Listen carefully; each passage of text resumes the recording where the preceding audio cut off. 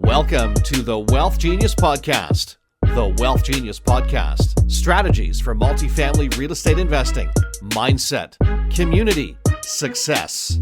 The WealthGenius Podcast with your host, the godfather of real estate, Alfonso Cuadra, who has expansive experience in business and massive success as a real estate investor.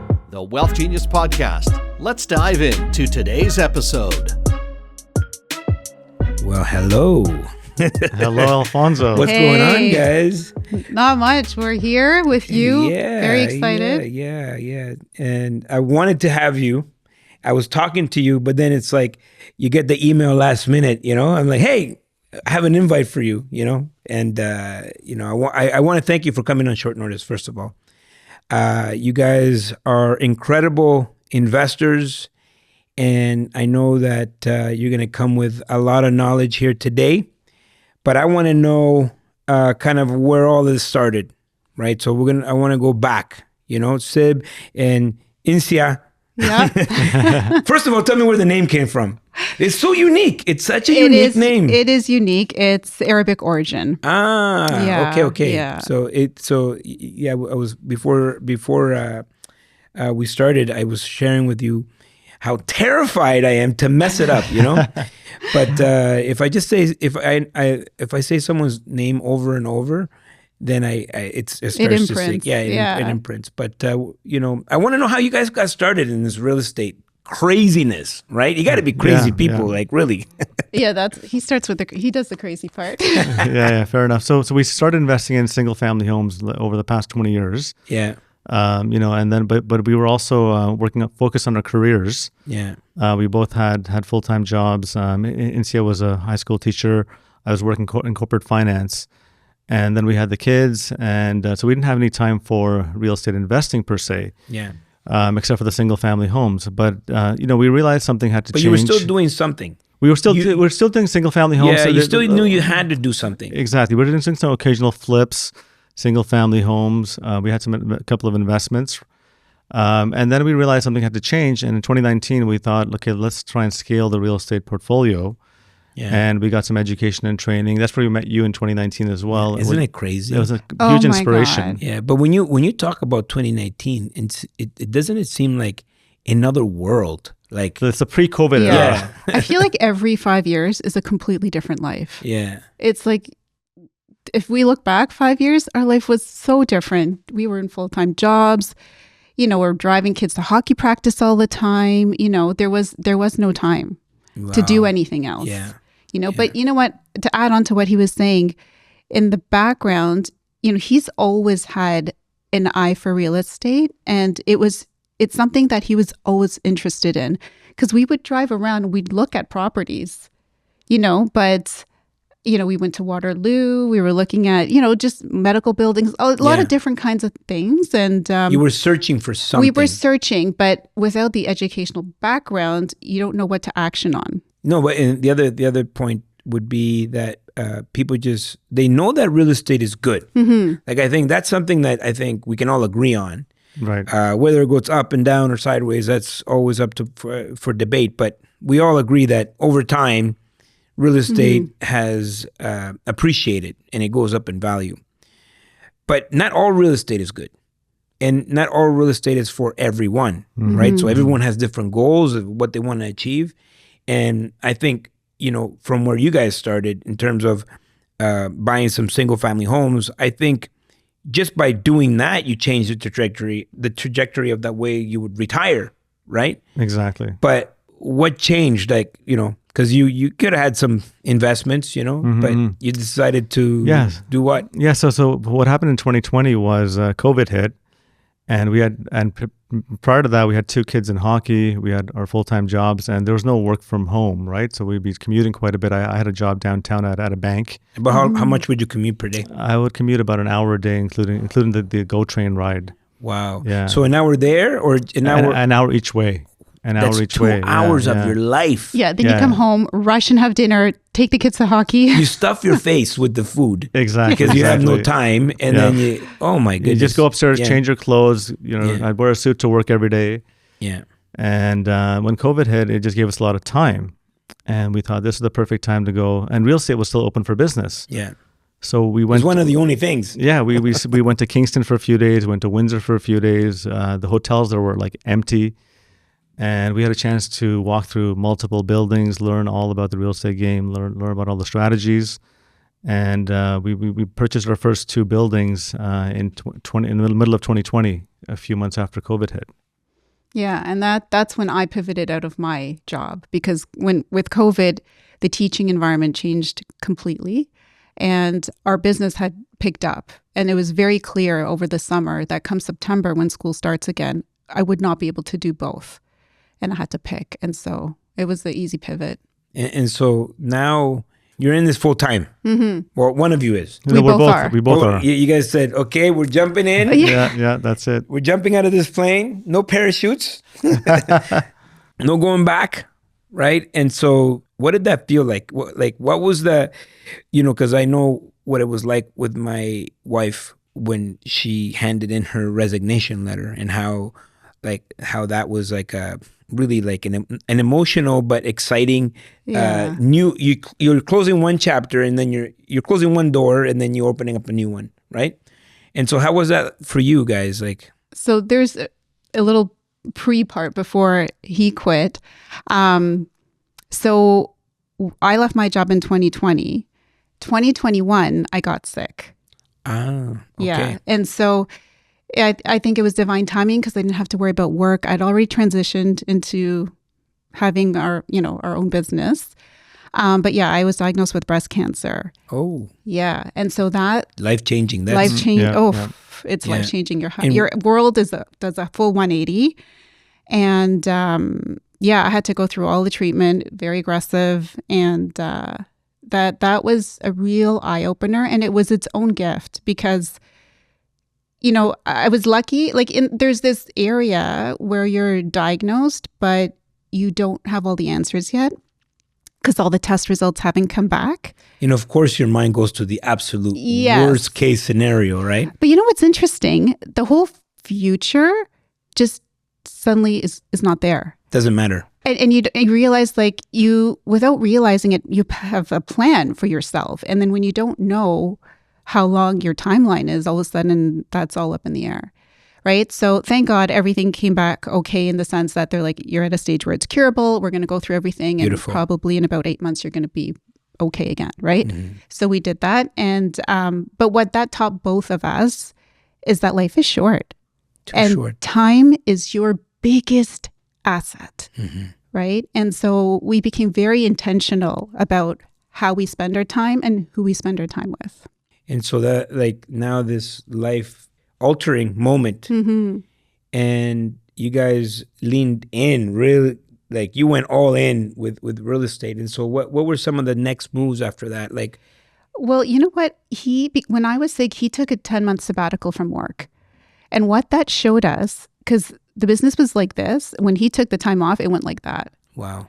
And then after the 10 months, it was 10 months, right? Mm-hmm. 10 months, yeah. And he went back to work, it plateaued again, right? And so I think within 2 weeks of going back, he kind of... And it's hard to go back, It's like the movie The Incredibles. Mr. Incredible goes and gets a 9-to-5 job. And you can fly through the air, but you're like, this guy, is telling you what to do, You got to ask permission for everything. Yeah. So I can only imagine that's how you felt, you have all this potential, and 9 to 5.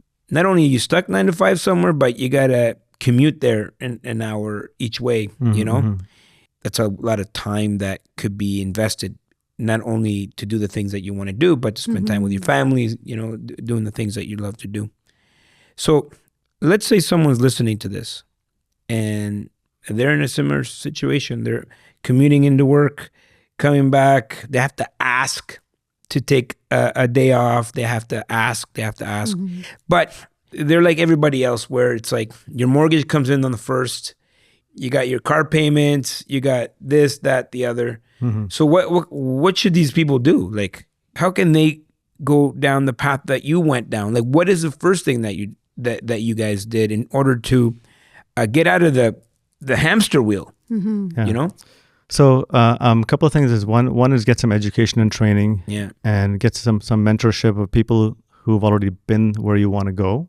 Right. That's so key because that's a fast track. Exactly. And then on top of that, I mean, one quick way to do things is partner up with somebody who can complement your skills. Yeah. Right. And partner with somebody who knows what they're doing. Yeah. And then that's also a fast track in order to get into the real estate game where you can make passive income. You're not trading your time for money. Yeah. Right. Like once we started investing more heavily in 2020, we just felt the shackles sort of come off, where we had the option to work. Yeah. It's not like some people enjoy their careers, and I enjoyed my career as well. But there's no time flexibility, right? That's the issue. Yeah. You're always trading your time for money. You always have to be there 9 to 5, Monday to Friday, right? Like even though you enjoy your career, you still want that option with some passive income. And it's like the freedom for a lot of people, and this is a misconception, right? They're like, I'm going to quit my job and I'm going to be an entrepreneur and I'm going to get all this free time all of a sudden, right? But that first transition, that first jump, sometimes you spend more time, but now it's worth it. It's like they went from the 40-40 plan to the 50-50 plan, but now it's all for you. And the more you work up front, the less you have to work later on. So was that similar to your experience, or how did you set it up? So when we first transitioned from work like 9 to 5 to the business, I thought I'd have more time. Yeah, that's the fantasy. I thought I'd have at least like 30% more time. But what happens is, you have time flexibility, which is great. But then you might work a little bit on Saturday, you might work a little bit on Sunday, but you have the flexibility, but you're still working probably the same number of hours, but you're enjoying your work. That's also the difference. Yeah. And you're sort of choosing what you want to work on. Yeah. And you're doing it together. Yes. And I think once you start scaling, you realize very quickly you need very good systems and processes in place so that your ship runs smoothly, right? And so learning what those systems are, what's going to work for you, how are we dividing up roles and responsibilities between us, right? All of that is a learning curve. Which it brings up a really good question, right? Because this is the question that my wife and I get. It's like, how do you guys work together, right? There's usually there's usually one or the other. Yeah. Will go into it or whatever. It could be the wife sometimes, or the husband or whatever, or partners or, what have you.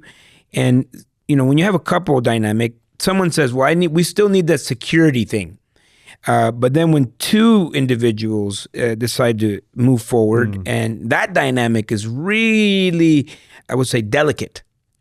And, so my wife and I get the same kind of question, these same kind of questions. How do you guys do it? Like, you guys are just together 24/7, and people can't even fathom what that would be like, right? For us, it's just like, that's our life, But we actually want to do a retreat for couples that work together. Not a couples retreat, but couples that work together, right? Because I think that's a whole other dynamic. Yeah. Because any other couple, I mean, if you're gone half the day, you guys don't see each other half the day, you come home and it's easy to talk about your day. But if you're with each other all day long, like, what are you going to talk about, right? So what does that dynamic look like? And how was the adjustment, right? Because you were not seeing each other for the entire day, and now there you are. Well, our offices are on different floors. That helps. Yeah. That helps.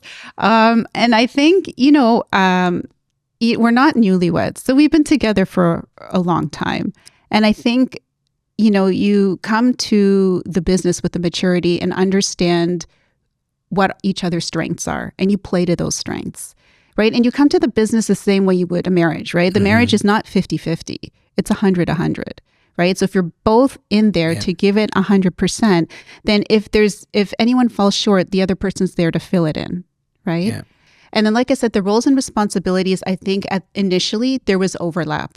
We're both sort of doing this, or are you responding? Am I responding? Right. And I think once we both delineated that. And how does this happen? Like, did you guys have a meeting? Yes. We had a Yes. meeting. We had a spreadsheet which just listed like maybe 40, 50 tasks. Nice. Or So all 40, the 50 areas. all the key responsibilities. It had all the yeah. properties across the top. Mm-hmm. And we just went down and said who's doing what for which property and who's doing which function. But certain functions we split by property, right? Because, we have multiple property managers that we're dealing with. So it's a lot of touch points for one person, right? Yeah. And then we're also starting to bring on some help, right? Yeah. Well, it can't be done without people. Exactly. Now, the other Yeah. dynamic is when you have two bosses, two CEOs, and then the dynamic of the people, who do they come to, right? There's only one CEO here. It's her. She's the boss. That's it. Good job. But, it has to be like those roles need to be defined to the people that work for you, right?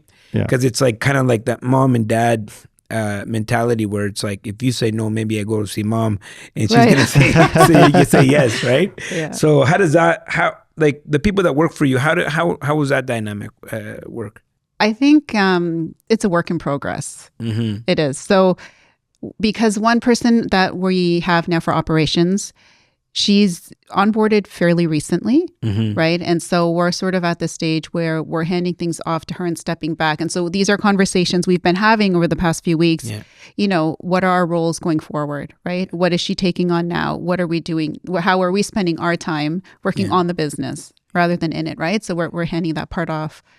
But it's those conversations where, okay, you're talking to her about that. So initially, for example, the bookkeeping and, Everybody's favorite part. Oh yeah, oh my for sure. You know what? That is so critical. And it's a challenge to find a strong bookkeeper. Yeah, it's not everyone's cup of tea, right? Yeah. And when you first get into business, you start asking around who can do this, right? Because obviously everybody understands that it has to be done.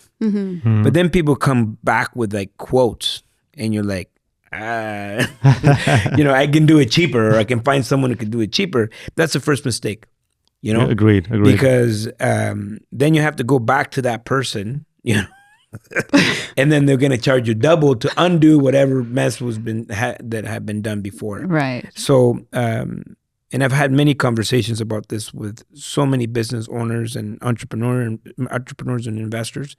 When the books get out of control, you're out of control, right? And it doesn't matter how many buildings you're buying. If everything is a mess, it's all going to be a mess, and it's going to be a mess up here. There's no bandwidth because you always have that.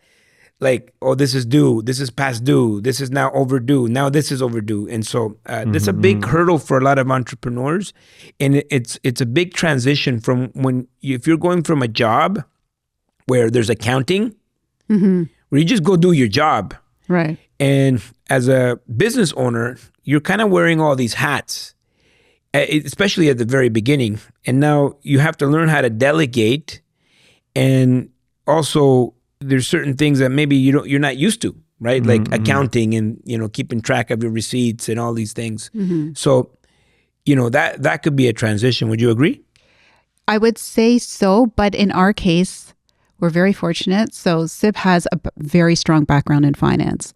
So he's used to running Yes, sir. massive business cases, right? Where there's like hundreds of line items. Nice. Right? And they're gigantic portfolios and projects that he works on. So he brings that with him to the business. So it helps. And that's what allows us to ensure the numbers are crisp. Like he can't tolerate any inconsistencies in the numbers when it comes to the bookkeeping and underwriting deals. Like I love that. Yeah, we've been very careful to structure the systems and processes because we had very good mentors and we've talked to a lot of people too through our networking. And so we've been very careful to structure things properly up front. I love that so much. Because if you don't do that, then you're going back, to your point, you're going back to clean up the mess, which takes double the time, right? Yes. And then you can't make clear decisions until you know what's going on with your business. Yeah. Right. And people talk about sharpening the pencil. That means that you're going to fudge the numbers. You're going to kind of make it work. You know what I mean? Right. Well, you know what? Let's repairs and maintenance. We don't need that big of a budget. and it's never less. Exactly. You ever see that? It's never less than you budgeted. It's always more than you budgeted. Right. And so if people are fudging with the numbers, is where people get in trouble. And so I love that you have that skill set and you made that transition, and you guys had this tough time with, now that you overcame and you see you have a new perspective on life, and so you're not wasting any time. And so what are some business tips? Give us some business tips that you can offer the people listening. So educating yourself is really, really important, right? Because you need different platforms to run your business. You have to figure out what works for you. You have to figure out what your strengths are, and you need to have people in there to fill up all the other roles, right? Right. And I think what's also important is connecting yourself with the right people. So we have a whole power team, like property managers, realtors, lawyers, accountants, contractors, right? So the first contractor that we used was not the one we stuck with, right? So we've gone through the hurdles to find the right people that we can replicate the process with and scale the portfolio, right? Yeah. So I think connecting yourself with the right people, and then if you happen to connect with somebody and they don't work out, make that decision quickly to change over. I love that. Hire quickly, fire even faster. Right. If you need to, Yeah. exactly. But when we do move on from someone, we never burn bridges, right? So it's a very amicable split, and it's we always leave it open to work with them in the future. Yeah. But if you do it quick enough, then you don't burn that relationship, and you're actually helping them. Because if you are rewarding bad behavior, it's going to continue on, and they're going to think they're doing something great until one day it just gets overwhelming, and you have to pull the business, and then people get upset. The feelings get involved, right? People get emotional. Yeah. So education, exactly. team. And then on top of that, I mean, what helped us grow quickly is we spent a lot of time walking through multiple properties. I love that you said that. I say that to my students all the time. Walkthroughs. How you know what it looks like if you haven't walked a deal? Yeah, Right, you know what? yeah. There was a building once that we were looking at in Niagara, and we really liked the building. We put in an offer. There was a multiple offer situation. We were kind of going back. The realtor was going back and forth with us and someone else. Anyways, we ended up not getting that property. But because we had walked it, run the numbers on it, it was a 16 unit. So when the 16 unit in Kingston came up, we knew right away what it's worth. We bought it on sight unseen, right? So, but you can do that if you've walked the other buildings, right? If you don't have any context, how are you going to know? Yes. So it provides a lot of knowledge. And like running numbers, the more numbers you run, the more you understand what the rents are in that market, what the vacancy rates are in the market. The more property managers you speak to, you learn about the areas in the market. So you got to be constantly connecting with people, as well as doing your homework with the numbers and the models, right? And have a really good spreadsheet model that you're using, that you understand inside out. Yeah. Right. Yeah. I love it. So what does the portfolio look like for you guys now? Where are you guys now? And what markets are you investing in? So we're in a few provinces across Canada. We're at 14 buildings right now. Woo! Thank you. That's sexy. That's sexy. Sorry, 2 or 3 of them are single family though. Nice. But 14 overall properties. And we're a couple of those we're looking at land development for as well. So a couple of those multifamilies came with extra land. So we're looking at developing them into between 40 and 60 units, hopefully. Nice. Nice. And why did you choose to start investing outside of your local market? So through networking, we've learned different markets very quickly in terms of we share information with fellow investors as well, and they'll share information with us. So we had some friends investing in Moncton, we had some friends investing in Edmonton, for example. So we would just talk to them and we would trade information and see what's working well, what's not working so well. And so that's how we sort of expanded our portfolio into different provinces. So we're in a few cities in New Brunswick. We're in Alberta as well. We're in Ontario, and then we have a couple of single families in different provinces as well. Nice, nice. Most people, when they start investing, they're like, "Oh, I need to invest in my backyard," and that's like a mindset adjustment. And I think it's actually more work if you invest around you, because if something goes wrong, what do? You want to go see it. Yeah. I don't want to go see it. Yeah, No. exactly. Yeah, if it's far away, then you call somebody, Right. And, Exactly. Especially when you're dealing with larger buildings, it just makes it a lot easier because you can manage it from far. Did you have that issue that you had to make that little switch in your mind that you don't need to touch it all the time, or look at it all the time? It's just. Well, yeah, I think so initially. I think initially we wanted to see everything. But when you get a level of comfort after having walked so many buildings, you build really good relationships with the realtors you're working with, and they become your eyes and ears, right? So that relationship is very important, but also the experience, so that you know what they're talking about, you know what they're referring to, and you know what you're looking for, what's the product that you want to purchase, right? So it becomes a lot clearer that way. Nice. What's your favorite thing about real estate? That's a good question. You know what? For me, I don't know. It's fun, but I love the freedom.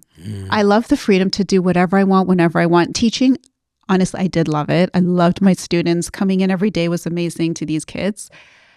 But you can't even go to the washroom when you want. Honestly, you can't, right? And your vacation is fixed, and you can't even, if there was even if there's a family wedding that you want to attend, if it's during the school months, you're not allowed to go, right? So it becomes really limiting. And you kind of have to decide what you really want for yourself and your family, because those moments with your family, your kids, it doesn't wait for anybody. Yeah. Yeah, I think it's a time freedom and the location freedom and the financial freedom. Obviously, you need the financial freedom for the time freedom and the location freedom, right? Yeah. Mm-hmm. So, it sucks to have the freedom and then you can't do anything because you don't have any money. Yeah, so the flexibility and the freedom that real estate has given us, so we're very grateful for that. Also, I've always enjoyed just looking at real estate, being around real estate. I've always had a passion for real estate.